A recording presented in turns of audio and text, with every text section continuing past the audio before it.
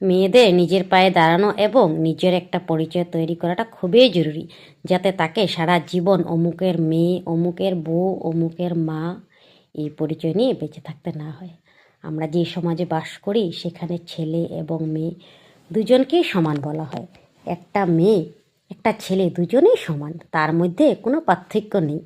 আমাদের সমাজ এখন মানে যে আমরা মেয়ে এবং ছেলেরা কাঁধে কাঁধ মিলিয়ে সমস্ত কাজ একসাথে করতে পারি, একসাথে করে যাই বা সেরকম ক্ষমতা রাখি। কিন্তু সবাই কি এটা মানে? না, মানে না বলেই মেয়েদের নিজের পায়ে নিজে দাঁড়ানোটা খুব দরকার। একটা মেয়ে ছোটোর থেকে বড় হওয়া অবধি নিজের ইচ্ছে, নিজের ভালো লাগা যতটা পারে তার বাবা মায়ের কাছে প্রকাশ করতে পারে না।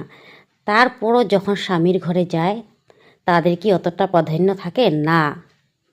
আমি সবার কথা বলছি না, কিছু কিছু ক্ষেত্রে হয়, তাদেরকে প্রাধান্য দেওয়া হয় না, তাদেরকে এখনও পায়ের তলায় দাবিয়ে রাখা হয়।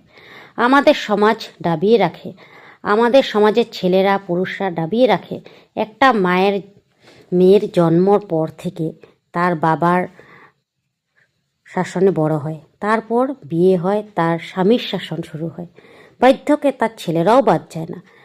নিজেদের লাইফে মধ্যে নিজেদেরকে চেনা, নিজেদেরকে বোঝা কোথায় টাইম পায়।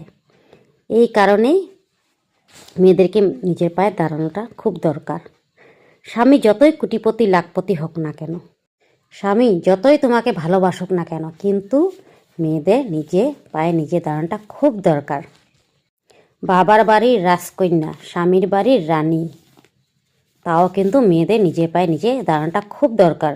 নিজের পায়ে নিজে দাঁড়ানোর মধ্যে যে আনন্দটা আছে, আমার মনে হয় সে আনন্দ আর কিছুতেই নেই। তো আমার কথাগুলো তোমাদের কাছে কীরকম লাগলো অবশ্যই বলবা। ভালো লাগলে একটা লাইক কমেন্ট করবা, আর যদি তোমরা নতুন হয়ে থাকো পেজটাকে ফলো অবশ্যই করবা। আবার আসবো নতুন একটা ব্লগ ভিডিও নিয়ে।